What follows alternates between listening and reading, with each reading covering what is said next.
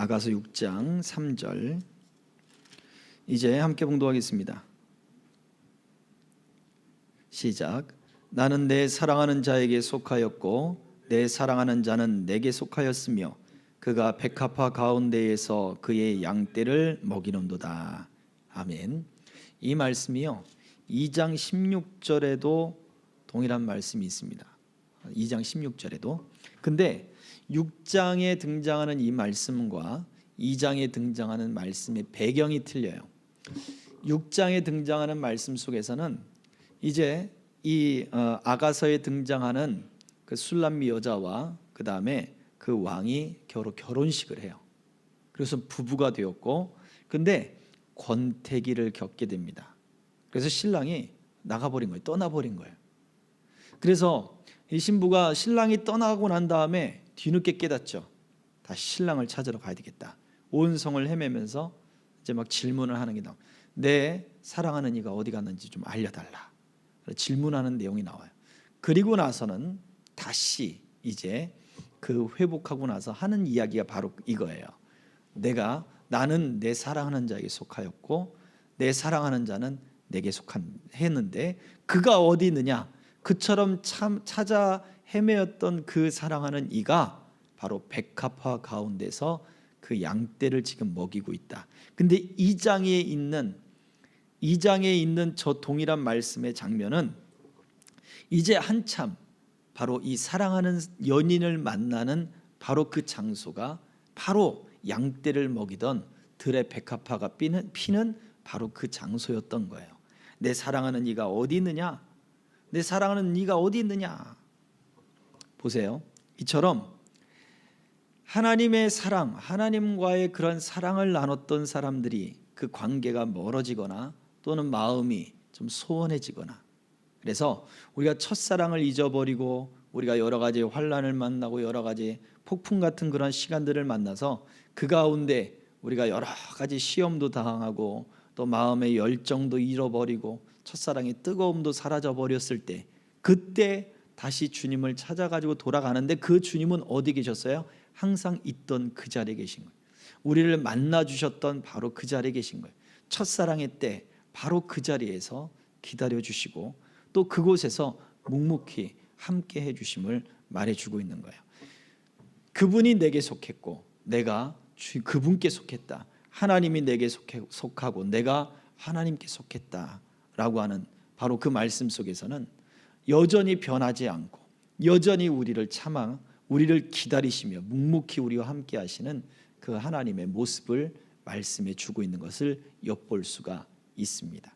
오늘 우리가 지난 주일날 살펴봤던 그 말씀을 다시 또 살펴보게 될 텐데, 그 말씀 속에서 바울은 폭풍 가운데 있는 그러한 풍랑이 있는 그 배 가운데, 바울이라고 해서 그 풍랑을 피할 수가 있나요? 동일하게 함께 풍랑의 고통을 겪고 있는 거죠. 다른 사람들은 밥도 못 먹고 있는데 바울만 먹을 수 있습니까? 이리저리 지금 쓸려다니고 있는데 어떻게 밥을 먹어요? 같이 열흘이 넘도록 아무것도 음식도 먹지 못하던 바로 그런 동일한 고난을 당하고 있는데, 사람들은 죽음의 공포 때문에 살 소망이 이제는 다 끊어져 버리고 죽음을 직감하고 이제 우리는 죽었다라는 것을 고백할 때, 바울은 아니다, 죽는 것이 아니라 하나님이 내게 약속하셨다.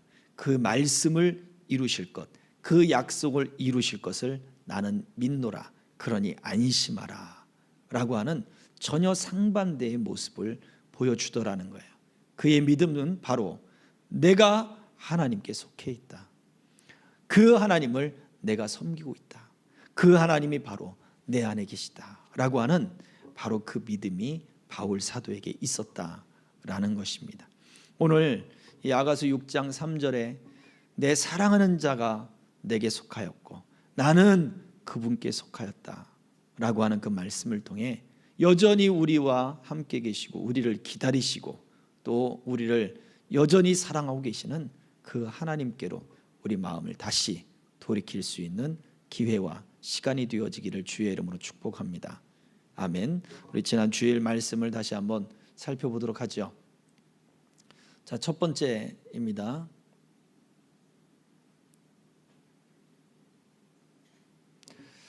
출애굽 기간 동안 이스라엘 백성들을 원망으로 이끄는 원인이 무엇인가요? 출애굽할 때 이스라엘 백성들이 하나님 앞에 대해서 계속 결정적일 때마다 계속해서 원망하는 장면이 등장합니다. 가장 첫 번째 원망의 모습은 홍해 앞에 다다랐을 때, 그들이 길을 돌아서 다시 홍해 앞으로 왔을 때, 성경은 분명히 그들의 여정이 블레셋 땅의 길이나 아니면 또 다른 이집트에서 그 가나안 땅으로 가는 여러 길이 있는데 그 길을 내버려 두고 다시 돌아서, 그러니까 이집트 땅으로 다시 돌아가는 듯한 그런 느낌을 주는 거예요. 그리고서는 아래쪽으로 내려와서 홍해길로 들어갔습니다. 그 길에는 앞에는 홍해요, 뒤에는 이 애굽 군사가 전차를 끌고 찾아왔단 말이죠. 이제 우리는 죽었다. 동일한 그런 시간에 거기서 하나님을 원망합니다. 또요, 홍해를 건넜어요. 기적을 경험하는 거죠. 어떻게 그 넓은 그 바닷길을 물도 없이 마른 땅을 거기를 지나갑니까? 한두 줄, 뭐 10줄, 뭐 이렇게 사람들이 서가지고 건너가기는 끝도 없이 건너가는 거예요. 그 이스라엘 백성들이 일제히 건너갈 수 있도록 물이 좌우의 벽이 되었는데 그 좌우의 벽이 된 그 길이 수키로에 해당되는 거예요. 그래야 일순간에 그 200만의 사람들, 또 250만, 300만이라고 하는 사람들이 일순간에 건너갈 수가 있는 거죠.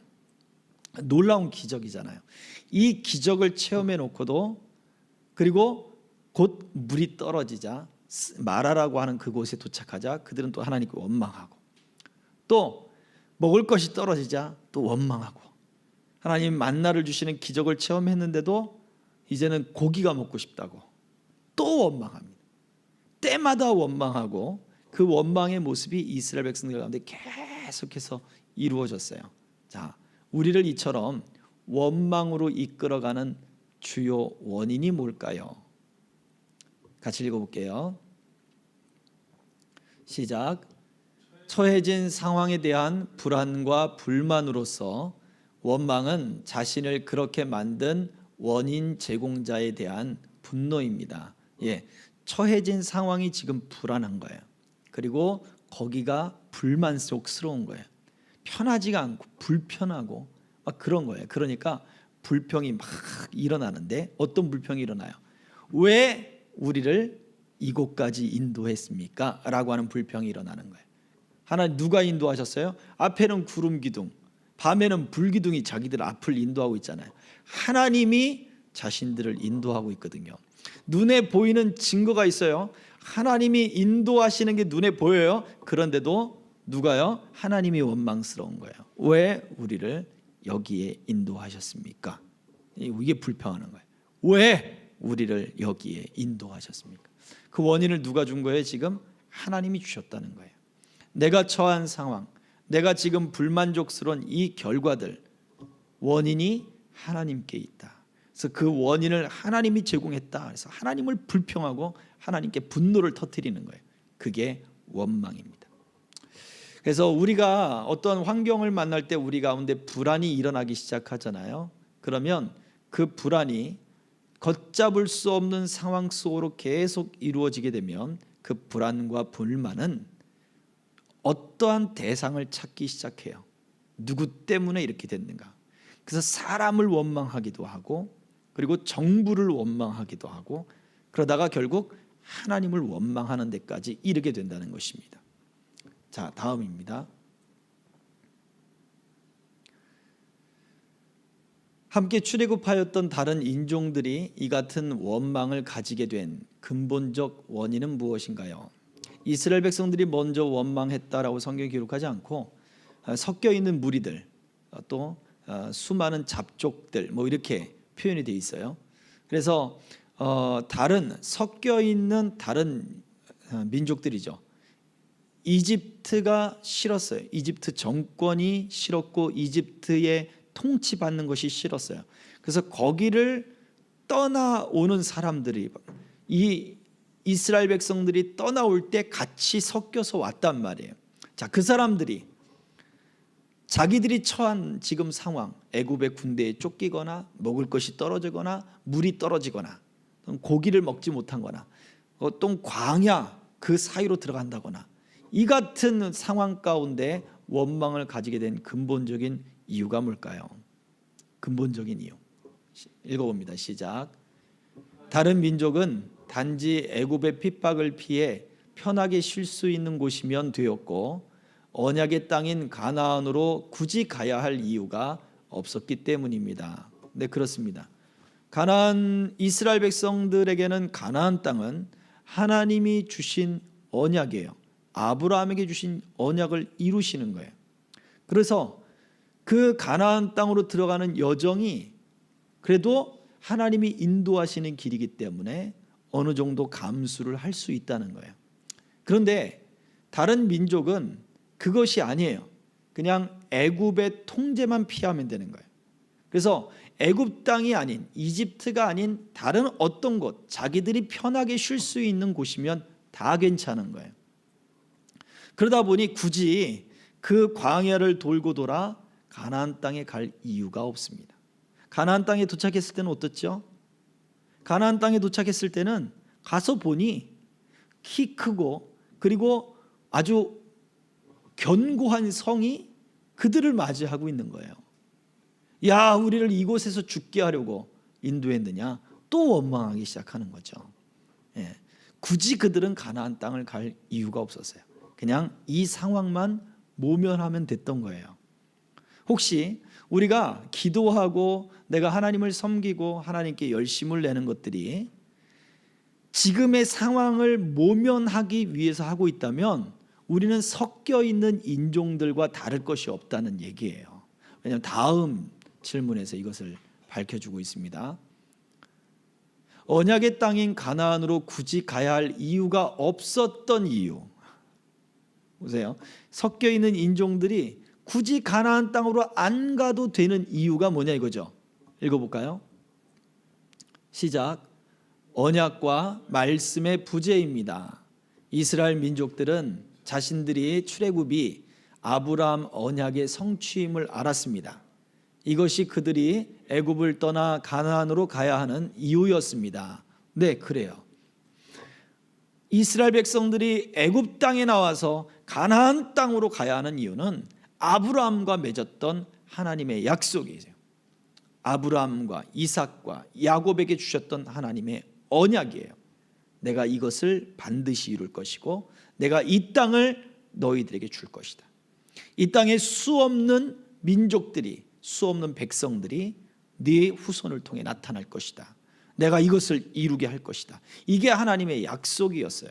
그리고 그 약속은 이집트 땅에 머물러 있던 그 400년 동안 아버지로부터 아들에게 그 아들로부터 또 그 아들에게 계속해서 전달이 되어 오고 있었던 거죠.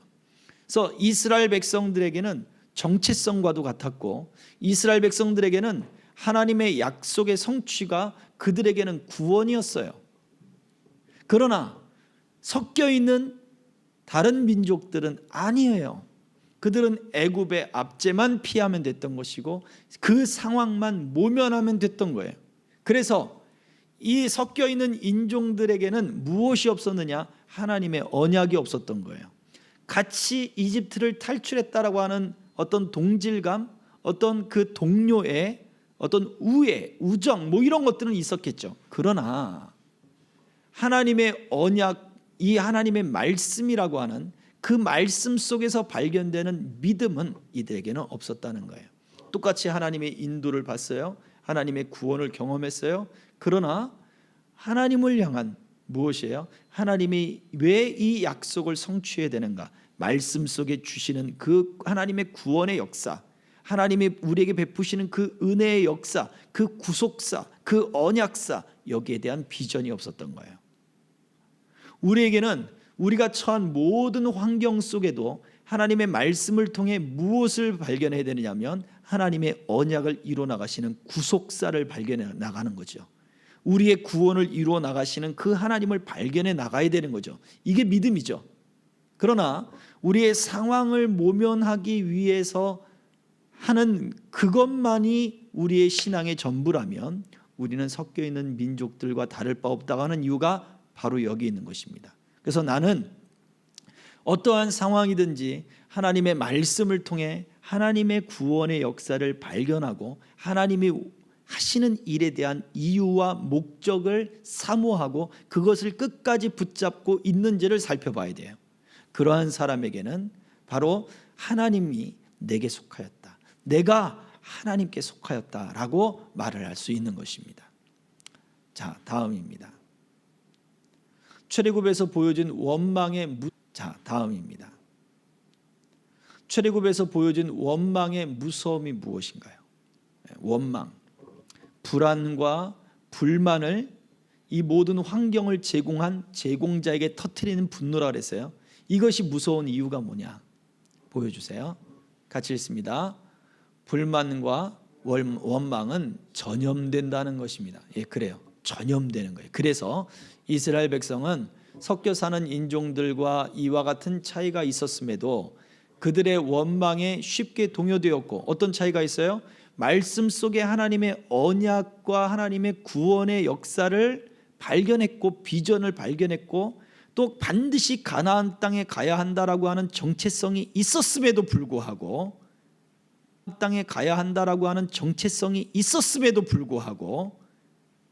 그들의 원망에 쉽게 동요되어 버렸어요. 계속해서 읽어봅니다. 시작. 함께 하나님과 모세를 원망했습니다. 섞여 사는 인종들과 동일하게 비전 없는 사람처럼, 구원의 역사가 없는 사람처럼, 하나님의 약속이 전혀 없는 사람처럼 그렇게 쉽게 하나님과 모세를 원망했다는 거예요. 이게 무서운 거죠. 결국 그들의 전염된 원망이 하나님의 귀에 들렸고, 하나님은 그들의 원망의 소리대로 그들에게 갚아주셨어요. 그들에게 징계를 주셨어요. 광야의 40년, 그 광야 40년의 방랑은 사실은 그들에게 징계죠. 원래는 시내산에 머물렀던 약 2년, 그 총에서 1년 2개월, 그리고 또 5개월, 그리고 또 가나안 땅에 도착한 길게 잡아야 2년 정도밖에 되지 않는 그 시간, 2년도 길죠. 사실은 몇 개월이면 도착하는 거리라고 했으니까, 그럼 이게 2년이면 길지만, 그런데 그 가운데 하나님의 임재를 경험하고 하나님의 말씀과 언약을 다시 새롭게 하고 백성들을 정비하고, 그리고서는 딱 들어갔는데 그 가나안 땅 입구에서 거기서 원망하고 불평하고 막 울고 붓고, 우리 여기서 다 죽었다 그러니까, 그래 그럼 너희들 말한 대로 너희는 이 광야에서 다 죽을 것이야. 너희의 자녀들, 그들만 들어가게 될 것이다. 그래가지고 광야에서 40년을 살잖아요. 엄청난 징계의 결과들 뿐만 아니라 문제는 이러한 원망이 그들에게 쉽게 번지게 된다는 거예요. 그래서 비전이 있었던 사람도 비전을 다 잃어버리고, 하나님의 구원의 약속에 대한 신실함이 있었던 사람들이 약속에 대해 다 잊어버리고, 그냥 어느 순간 폭발하듯 동일하게 그냥 원망하고 하나님이 그 베푸셨던 모든 것 다 그냥 싸그리 다 잊어버리는 그러한 믿음 없는 사람, 그러한 존재가 된다라고 하는 무서움이 있다는 것입니다. 자, 다음입니다. 읽어볼까요? 다음입니다. 읽어볼까요? 바울은 로마로 가는 배에서 폭풍 속에서 불안해하던 이들을 안심시켰습니다. 그 이유가 무엇인가요? 로마로 가는 배, 그 폭풍을 만난 그 배 안에서 함께 배를 타고 있던 사람들을 안심시켰습니다. 자, 그 이유, 바울이 말한 이유가 있죠. 사도행전 27장 23절입니다. 같이 읽습니다. 시작. 내가 속한 바 곧 내가 섬기는 하나님의 사자가 어젯밤에 내 곁에 서서 말하되, 바울이 사람들에게 고백한 거예요. 내가 속한 바, 내가 섬기는 하나님의 사자가 어젯밤에 내 곁에 서서 말씀하셨습니다. 하나님께 그가 속했음을 그는 발견했어요. 하나님의 사자가 그의 옆에서 말씀해 주세요. 아유, 나 같아도 하나님의 사자가 나타나가지고, 하나님의 천사가 나타나서 내게 말씀하면 내가 믿겠습니다. 에이, 그럴 것 같습니까? 절대 안 그래요. 이게 꿈이지, 이게 생시지. 여러분, 또 그러한 것 내가 경험했다고 해서 믿음이 더 강력해지느냐 하면 어느 정도 효과는 있어요. 그러나 그거보다 더 강력한 상황이 처했을 때, 어떠한 위험과 어떠한 분노할 만한 일들이 상황이 닥치게 되면 여러분, 그러한 경험들이 싸그리 사라질 수가 있어요. 안타깝게도 그래요. 성경의 역사 속에도 그랬고요. 성경이 누가 믿음이 파선했고 나를 떠났고 그런 디모데 후서에 등장하는 그런 사람들의 인물들에 대한 이야기도 있지요. 그리고 우리 역사 속에도 많고 우리 제 주변에도 그런 분들이 많아요. 어떤 신령한 경험들과 신비한 경험들을 했음에도 불구하고 지금은 전혀 믿음과 관계없는 그러한 일들을 하는 사람들도 여럿 있다라고 하는 거예요. 정말 많습니다, 여러분. 우리 주변에. 그 이유가 뭘까요? 이유는 그렇습니다. 그러한 하나님의 은혜를 경험했음에도 불구하고 내가 하나님께 속했음에 대한 분명한 확신이 없기 때문에 그래요. 그러나 이러한 신비한 경험이 없음에도 불구하고 나는 하나님께 속했다라는 고백이 확고한 분들이 있어요. 그렇게 죽음을 맞이하고 그렇게 평안함 가운데 그 인생에 그 죽음을 맞이한 분들도 있다라는 거예요. 인격적으로 주님을 만나고 그리고 내가 그 주님께, 사랑하는 우리 예수님께 내가 하나님께 속했습니다 라고 고백하는 그 믿음이 확고한 사람들이에요. 이게 중요한 거예요. 과연 저와 여러분들은 내가 하나님께 속했음을 우리는 확고하게 믿고 있습니까? 다음 질문이에요.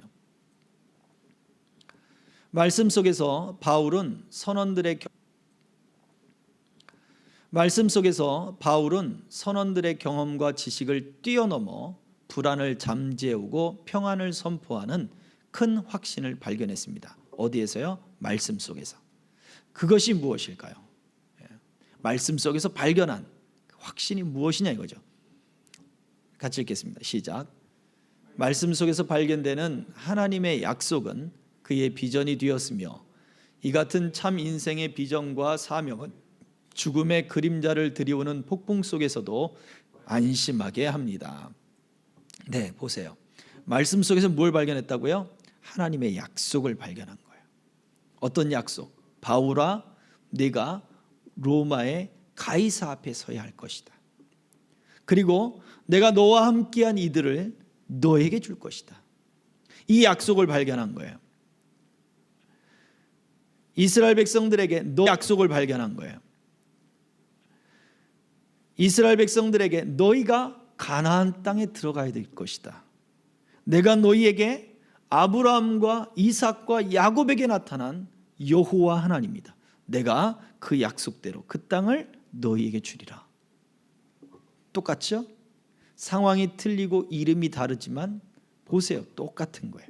오늘날 저와 여러분들에게도 영적인 가나안 땅이라면 영원한 하나님의 나라가 우리에게 약속되어 있어요. 내가 너를 지명하여 불렀나니 너는 내 것이다. 내가 너를 영원한 나의 나라로 인도해 드릴 것이다. 요한복음 14장에서는 예수님이 내가 너희를 떠난다고 근심하고 염려하지 말라. 내 아버지 집에 거할 집이 많은데 내가 가서 처소를 예비하고 너희에게 다시 돌아올 것이고 너희를 내게로 영접하리라 라고 하는 말씀이 약속되어 있단 말이에요. 우리는 하나님의 말씀 속에서 우리에게 약속하시는 그 약속들을 발견해 놔야죠. 이것이 하나님을 아는 지식들이에요. 하나님의 나라에 대한 일들뿐만 아니라 우리를 얼만큼 사랑하셔서 예수 그리스도를 보내주셨는지, 우리에게 어떻게 구원을 베풀기 위해서 하나님이 그러한 계획들을 세우셨는지, 우리의 삶을 어떻게 이끌고 가시고 있는지를 성경에서, 말씀에서 우리는 발견할 수가 있어요. 우리 인생을 향한, 세상을 향한 하나님의 마음이 무엇인지, 하나님의 계획이 무엇인지, 하나님의 뜻이 무엇인지를 보여주고 있다고요. 그래서 우리는 말씀 속에서 이런 비전들을 발견해 놔야 돼요. 하나님의 약속들을 발견해 나가야 돼요. 하나님의 우리에게 베푸시는 언약들을 발견해 나가야 되는 거예요. 우리가 하나님을 떠났다라고 하더라도 우리 아가서의 말씀처럼 그 하나님의 말씀에서 발견해 나가는 거예요. 하나님이 나를 기다리시는구나. 하나님이 나를 부르시는구나. 이러한 말씀 속에 하나님의 그 약속들을 발견해낼 때 바로 그의 비전과 또 그에게 네가 가이사 앞에 서야 하리라 라고 하는 그 사명이 그를 동일하게 죽음의 그림자 같은 그러한 폭풍 속에서도 그가 안심할 수 있게 되었고 또 그 안심하는 그런 메시지를 사람들에게 전하게 되는 것이었습니다. 자, 다음입니다. 처한 상황이 좋지 않을 때 그렇다면 우리가 취해야 할 행동이 무엇입니까?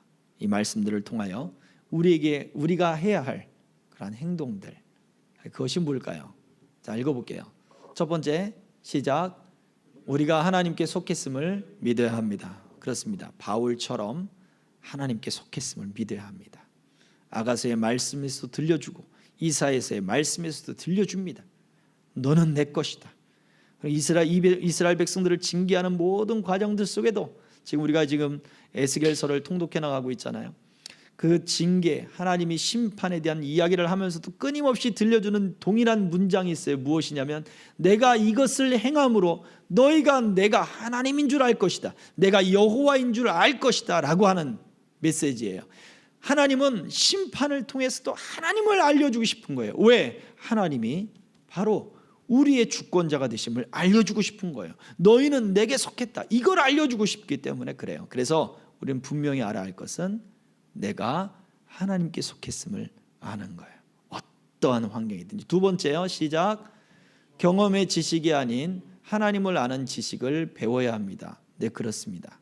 선원들, 바울과 함께 그 배를 이끌었던 선원들은 경험, 선장도 마찬가지입니다. 지식, 당시에 가지고 있는 지식과 이 경험들은 엄청난 것들이에요. 그러나 하나님을 아는 지식은 그 경험을 뛰어넘습니다.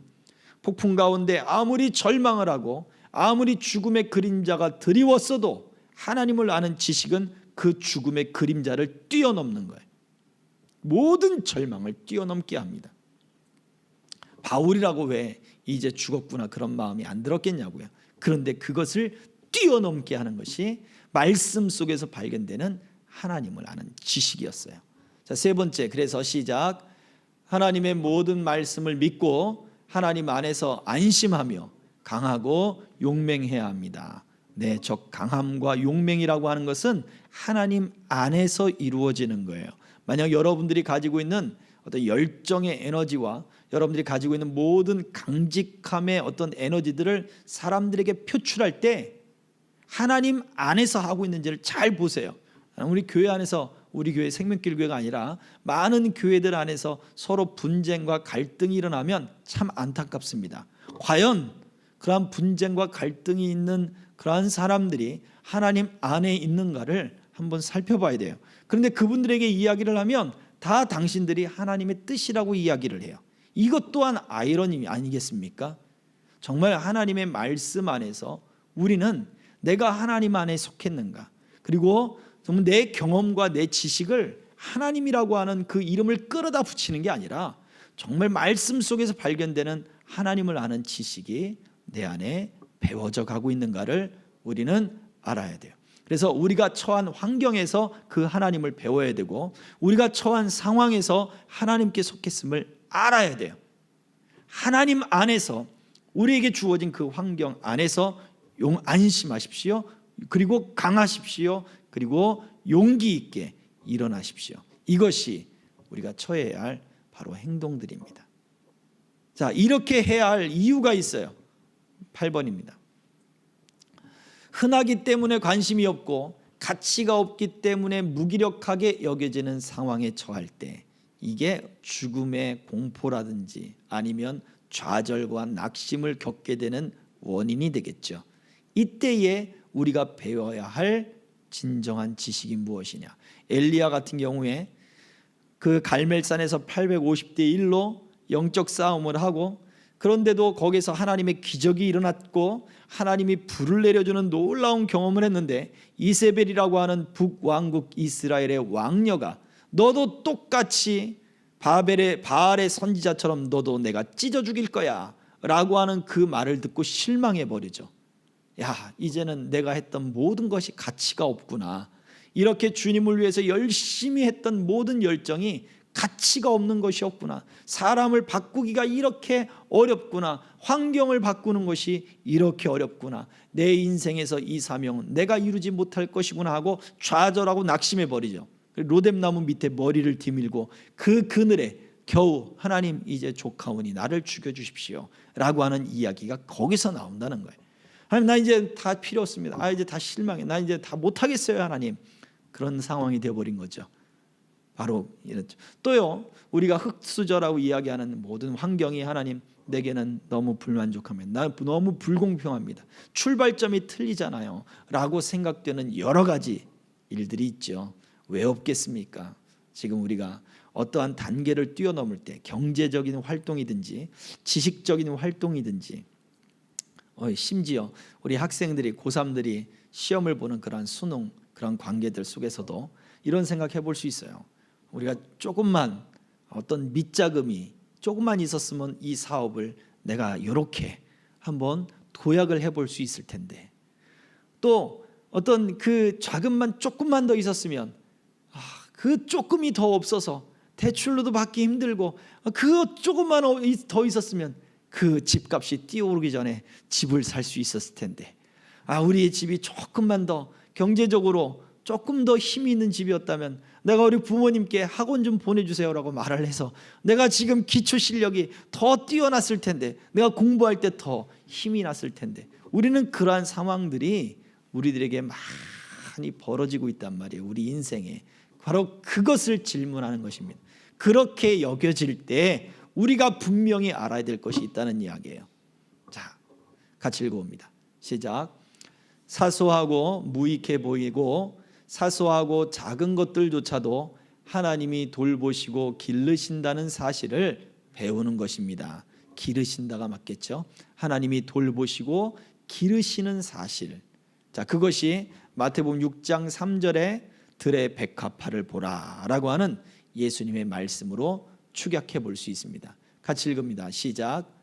오늘 있다가 내일 아궁이에 던져지는 들풀도 하나님이 이렇게 입히시거든 하물며 너희일까 보냐 믿음이 작은 자들아. 예수님은 그 말씀을 듣던 들에 있던 그 백성들에게 이야기합니다. 야, 저 공중에 나는 새들을 봐라. 그리고 들에 피는 꽃을 봐라. 하나님이 기르시고 하나님이 입히신다 라고 말씀을 하는 것입니다. 어머니 집에 잠깐 들릴 일이 있어서 갔었습니다. 며칠 전에. 근데요 가서 보니까 주차장에 차를 딱 대놓고 앞에 꽃이 그 가느다란 보라색 꽃이 이렇게 피어 있는데, 꽃이 그래도 한 군데 이렇게 뭉쳐서 꽃이 났단 말이에요. 그냥 꽃은 풀이잖아요. 근데 그 풀에 작은 참새 한 마리가 그 꽃 위에 앉아 있어요. 신기했습니다. 아니 저 풀이, 저 꽃이 분명히 강한 꽃이 아니에요. 근데 같이 이렇게 뭉텅이로 같이 뭉쳐서 나서 이렇게 올라와 있기 때문에 그런지 몰라도 참새가 앉아서 거기서 가만히 있는 것도 아니고 부리로 자기 털을 막 이렇게 청소를 하고 있는 거예요. 한참을 그러고 있다가 제가 방해가 될까 싶어서 내리지 못하고 있다가 이제 영상 좀 찍고 그 차문을 딱 열고 이제 한번 더 가까이 찍어 보려고 손을 딱 내미는 순간 푸드득 하고 날아가 버리더라고요. 겨자씨에 대한 예수님의 비유를 하면서 겨자씨가 자라면 새들도 날아와서 깃들이느니라 라고 하는 그 말씀이 생각이 나서 사실은 제가 카메라로 촬영을 좀 해보려고 했던 거예요. 근데 참 재밌고 신기하잖아요. 어떻게 저렇게 연약한 풀 위에, 연약한 꽃 위에 새들이 날아와서 자기 할 거 다 하고 그 꽃 위에서 그렇게 깃으로 그냥 부리로 자기 깃을 청소하고 그러고 날아가냐 이거죠. 바로 그 새들을 봐라. 하나님이 먹이신다. 바로 그 꽃들을 봐라. 하나님이 입히신다. 어머 꽃이 예쁘다. 꽃 좋다. 우리는 그러고 나서 꽃이 지면 꽃 졌네 그러잖아요. 근데 하나님이 그 꽃을 다시 자라가게 하고 그 꽃이 다시 성장하게 하고 그 꽃을 기르거나 어떻게 무언가를 하지 않더라도 그 꽃이 성장하도록 하나님이 기르시고 돌보신다라고 말해요. 우린 너무 흔하면 가치를 잃어버립니다. 꽃밭에 사는 사람들은 꽃을 봐도 감흥이 없죠. 그러나 시멘트 바닥에 살던 사람들은 꽃을 보면 어머 그러게 그렇죠. 시골에 내려가면 그 꽃을 보면 참 기분이 좋아지는 이유가 바로 거기 있어요. 평상시에 꽃에 흔하지 않으니까. 근데 시골 사람들은요 그렇지 않아요. 물론 예쁘고 좋아하시겠지만 우리가 어머 하고 하는 그런 감흥보다는 조금 덜 할 수 있다는 얘기예요. 흔하고 사소하고 작으면 무관심해지고 감흥도 적어질 수 있습니다. 귀하지 않게 여겨질 수 있어요. 들의 백합화를 보라. 그건 아주 들의 흔한 꽃을 예수님 말씀하신 거예요. 누구도 기르지 않지만 하나님이 기르시기 때문에 보세요. 오늘 있다가 내일 아궁이에 던져지는 들풀 같은 그런 꽃도 하나님은 기억하시고 그것을 기르시는데 너희일까 보냐라고 말씀하고 있어요. 하나님이 특별히 지명하여 부르시고 하나님이 사랑해 주시고 구원해 내시고 하나님이 계획을 주셔서 그 계획대로 이끌어 가시는 너희일까 보냐라고 말씀하고 계시다고요. 그렇습니다. 바로 저와 여러분들은 그처럼 하나님께 귀중한 존재임을 기억하셔야 돼요. 내가 잘나서가 아니라 하나님이 그렇게 귀하게 여겨주시는 거예요. 그 하나님이 말씀해 주십니다. 그래서 우리는 말씀 속에서 하나님을 아는 지식을 더 발견해야 되고 하나님이 그 말씀으로 지금 처한 환경 속에 늘 동행하시기 때문에 우리는 하나님 안에서 안심할 수 있는 것입니다. 이러한 사실이 말씀에 우리에게 알려주는 사실로 저와 여러분들이 더 강해질 수 있기를 주의 이름으로 축복합니다. 우리 함께 찬양하겠습니다. 우리 슬픈 마음 있는 자 말씀대로 이루어질 줄 믿습니다.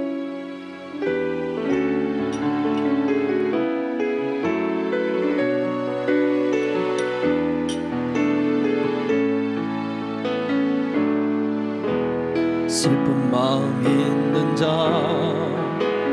몸과 영혼 병든 자 누구든지 부르시오 예수 이름 부르시오 그 이름을 믿는 자 그 이름을 부르는 자 그가 어떤 사람이든 그는 구원 슬픈 마음 있는 자 슬픈 마음 있는 자 몸과 영혼 병든 자 누구든지 부르시오 예수 이름 부르시오 그 이름을 믿는 자 그 이름을 부르는 자 그가 어떤 사람이든 그는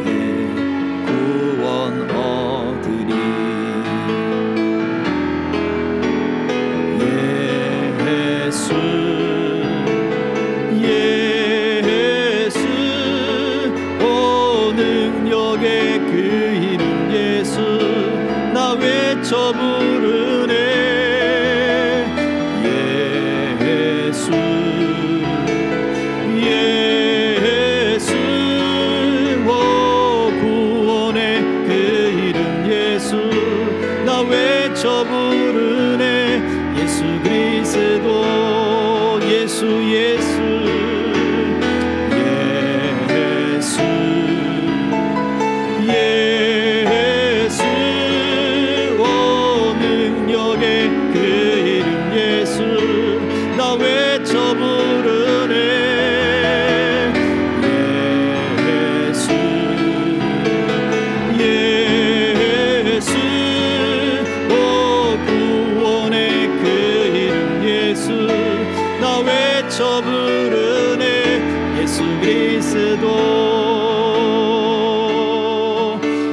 그렇습니다. 우리 같이 함께 말씀을 생각하며 다시 한번 기도해 봅시다. 우리는 하나님께 속해 있습니다. 하나님 나를 불러주시고 나를 지명하여 부르시고 나를 사랑하시는 그 사랑을 내가 더 분명하게 확실히 깨닫게 하옵소서.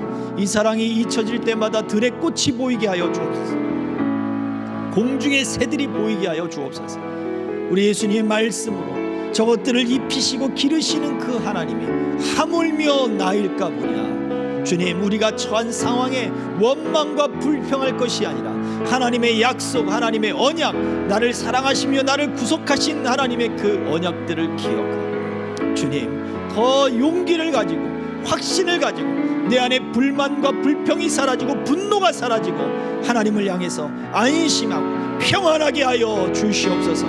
감사와 기쁨과 찬양이 일어나게 하여 주시옵소서. 우리 같이 한번 합심하여 통성하여 기도합니다. 주여 주여 주여. 할렐루야. 살아계신 아버지 하나님, 은혜와 사랑을 감사합니다. 주여, 우리 안에 있는 모든 환경, 하나님 아버지, 우리 안에 있는 모든 불안과 염려가 예수 이름으로 사라지고, 아버지 하나님, 우리 안에 그 불안과 염려로 말미암는 분노, 아버지 하나님을 향한 모든 분노, 환경을 향한 분노, 사람을 향한 분노, 가정을 향한 분노, 주여, 아버지 하나님, 모든 주변인들을 향한 모든 분노가 예수 이름으로 잠잠케 되게 하여 주시옵소서. 아버지 하나님, 원망은 떠나갈지어다. 아버지 하나님, 우리 가운데 평안이 넘치고 우리 가운데 안심이 되어지며 우리 가운데 감사가 일어나며 기쁨이 일어나며 소망이 일어나게 하여 주시되, 아버지 하나님, 주여, 이 모든 폭풍 가운데서도 모든 절망과 낙심 가운데서도 우리 곁에서 말씀하시는 주의 음성이 우리에게 들려지게 하시며 그 음성이 우리의 마음을 열고 생각을 열고, 아버지 하나님, 내 곁에 서서 말씀하시는 주의 성령의 역사가 우리 안에 더욱더 충만히 임하도록 하나님이 함께하여 주시옵소서. 주의 성령을 우리 가운데 보내주셔서 주여, 성령의 역사로 말미암아 하나님 아버지를 더 깊이 깨달아내는 은혜들이 있게 하여 주시옵소서. 하나님은 에스겔을 선지자를 골짜기로 보내시면서 그곳에 이리저리 그 골짜기의 마른 뼈들을 보여주셨습니다. 그냥 마른 것도 아니고 심히 말라 그냥 손만 잡아도 으스러질 정도의 그렇게 마른 뼈들이겠죠. 그러나 그 뼈들을 하나님의 생기가 살게 하는 환상을 보여주셨습니다. 하나님의 생기로 명령하였습니다. 그것을 태어나게 했습니다. 말씀 속에 있는 하나님의 성령의 역사가 그 마른 뼈들을 살게 하고 하나님의 큰 군대 같은 역사가 일어나게 하였습니다. 하나님, 내 삶에도 하나님의 생기를 불어넣어 주옵소서. 주님, 내 심령이 말랐나이다. 내가 처한 환경들 때문에, 질병 때문에, 연약함 때문에, 믿음의 시험과 아버지 그 연단들 때문에, 하나님, 내 주변의 모든 인간관계와 물질적 어려움 때문에 하나님, 내 영혼이 말랐나이다. 내 심령이 말랐나이다. 메마른 뼈 같은 내 심령에 하나님의 말씀을 더하여 주시옵시고 그 말씀 속에 있는 성령의 역사가 내 영혼을 살게 하여 주시고 하나님의 사람으로 하나님의 영혼으로 서게 하여 주시옵소서. 다시 한번 동성하여 기도합시다. 주여 주여 주여. 하나님 아버지, 죽은 영혼 살게 하여 주시옵소서. 메마른 뼈같이 말라버린 그 심령이 살게 하시며 아버지, 명확하고 하나님 딱딱하게 굳어져버린 아버지 그 마음이, 돌같이 굳어져버린 그 마음이 주여 살아나게 하여 주시옵소서. 주의 말씀의 역사가 우리 곁을 떠나지 않게 하시며 그 말씀이 감동 있게 하시며 그 말씀들이 살아 역사하며 우리 심령과 및 관절과 골수를 찔러 쪼개어 우리가 하나님의 그 말씀을 듣고 우리의 영혼이 살아나며 우리의 심령이 부드러워지며 우리 심령이 옥토같이 되어지며 우리의 심령이 주의 말씀을 받아들이며 그 말씀으로 열매 맺기까지 하나님 살아 역사하는 은혜와 은총들이 주님 일어나도록 주여 우리를 새롭게 하시며 우리를 고치시며 우리 가운데 하나님의 역사가 일어나게 하옵소서. 하나님의 생기가 말씀 속에서 일어나게 하시며 하나님의 생기가 되었게 되는 그 말씀을 통하여 주여 나타나게 하여 주셔서 하나님을 더 알게 하시며 하나님의 뜻을 알게 하시며 하나님의 마음을 이해하게 하시며 그 마음을 따라 아버지 우리의 죽었던 심령들 살아나며 메마른 심령들 살아나며 돌같이 굳어진 심령들이 부드러워지며 아버지 하나님 앞에 아버지의 열매 맺는 심령들로 하나님이 열매 맺는 삶들로 일어나게 하여 주시옵소서.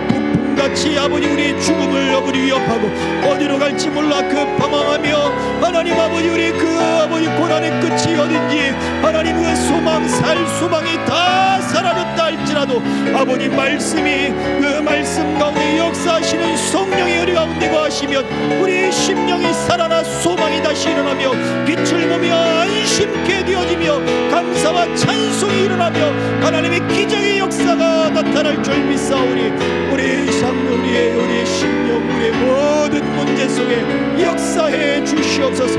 주의 영광을 나타내 주시고 하나님의 찬송을 받아 주시옵소서. 우리가 주의 이름을 부를 때 주의 말씀을 우리에게 허락하시고 말씀 가운데 있는 하나님의 생기로 우리를 살게 하여 주옵소서. 새 힘을 얻게 하시고 구원을 얻게 하시고 문제와 모든 환경 속에서 건짐을 받게 하여 주시옵소서. 그러나 아버지 하나님, 우리의 믿음이 이러한 상황들을 모면하기 위한 섞여있는 이인종과 같은 하나님, 그러한 모습이 되지 않게 하시고 분명한 말씀 속에 비전이 발견되게 하시고 하나님의 약속이 믿어지게 되게 하시고 내가 하나님께 속해 있는 그 사랑을 더 깊이 깨달아 알 수 있도록 하나님이여 이끌어 주옵소서. 주의 성령을 우리에게 보내어 주시사 더 깊이 하나님을 알고 이해하고 믿고 신뢰하며 하나님의 약속을 끝까지 믿고 하나님 말씀 안에서 모든 환경 속에 승리하는 믿음의 삶들을 살아가도록 이끌어 주옵소서. 여러 가지 환경, 여러 가지 질병, 여러 가지 문제들을 만난 우리 생명길의 모든 성도들과 동행자들을 기억하시고 저들의 마음의 소원이 주의 말씀 속에 하나님 말씀에 있는 그 하나님의 그 성령의 역사 가운데 이루어지게 하시고 주의 뜻이 드러나게 하여 주옵소서. 예수 그리스도의 이름으로 간절히 기도하옵나이다. 아멘. 그러므로 너희는 이렇게 기도하라. 하늘에 계신 우리 아버지여, 이름이 거룩히 여김을 받으시오며 나라 임하옵시며 뜻이 하늘에서 이룬 것 같이 땅에서도 이루어지이다. 오늘날 우리에게 일용할 양식을 주옵시고 우리가 우리에게 죄 지은 자를 사하여 준 것 같이 우리 죄를 사하여 주옵시고 우리를 시험에 들게 하지 마옵시고 다만 악에서 구하옵소서. 대개 나라와 권세와 영광이 아버지께 영원히 있사옵나이다. 아멘.